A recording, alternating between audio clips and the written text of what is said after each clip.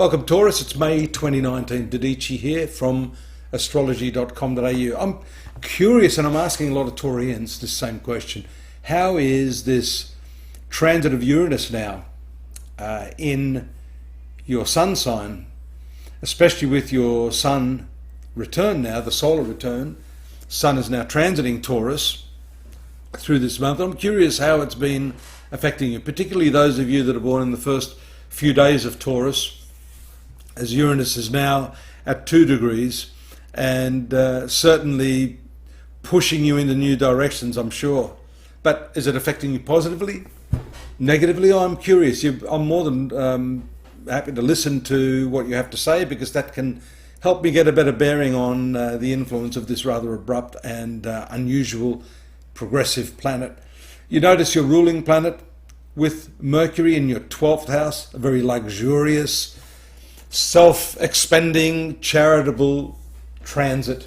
It has a couple of negative connotations here as well, with the right angles to Saturn, indicating some sort of inhibition, or worse still, a sense of not really putting your heart into what you're doing or what you're giving to someone else. Better not to do it if that's the case.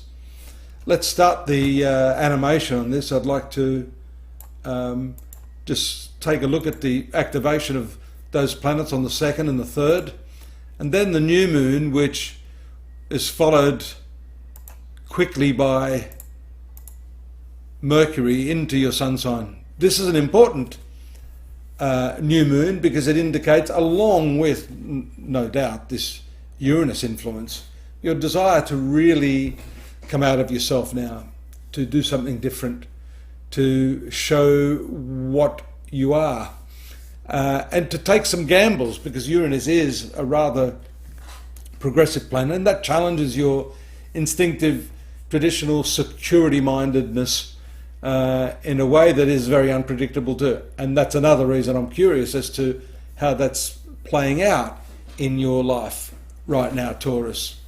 Notice here as well, you're likely to do some rather crazy things with Mercury joining this combination of Uranus and the Sun.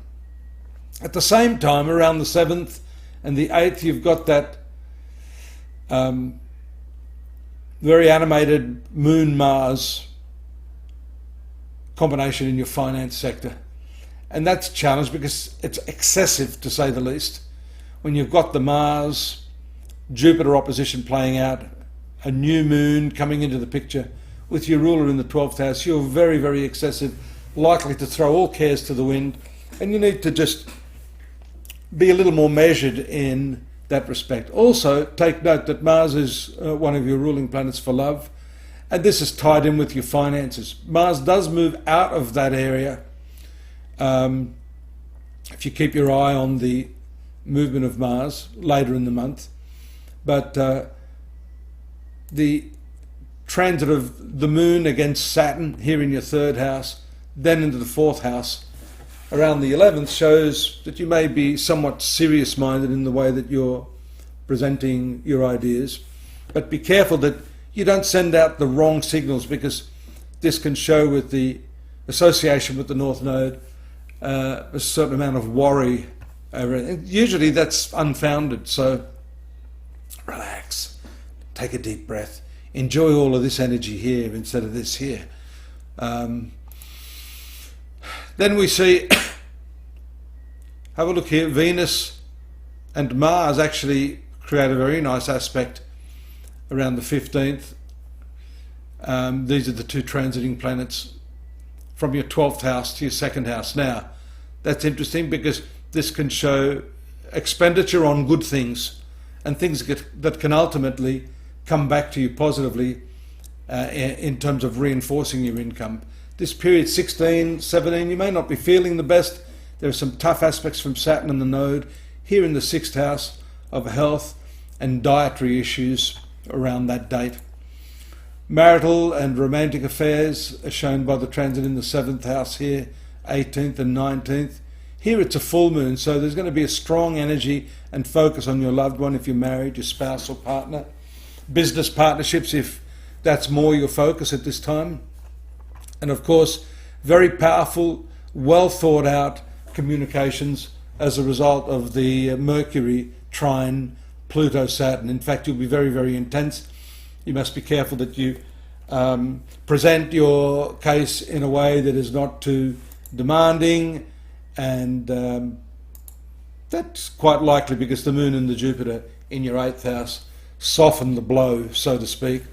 That can be an opportune moment for more intimate discourse with your lover, with your partner. You notice also that the position of Jupiter here retrograde indicates a reconsideration of some of your finances. That may not be easy because you've got Neptune over here involved in the right angle to both of these planets, and therefore you have to perhaps lay off wanting things to happen as quickly as you'd prefer in favour of getting more information that can help make a more informed decision. This on the 22nd, Moon moving into difficult aspect to Saturn after making a hard aspect to Mars is usually very, very frustrating. This can have to do with legal matters, has to do with studies, educational pursuits, and long distance journeys, ticketing and that sort of thing. Again, more planning and forethought is necessary. 24th and 25th is strong career and then profit taking considerations. 27th and 28th, when the Moon returns to the same position it was in at the beginning of the month. Towards the end of the month, things can start to get a little bit dicey again. With the Moon in your 12th house, you need a little bit of time out. 12th house is a period of self-reflection, and that continues till the very end of the month.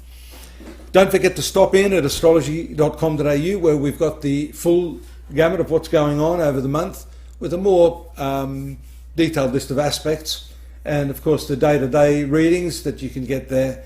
And at any time, you're more than welcome to drop me a line. I'd look forward to that. See you same time here next month. Bye bye now.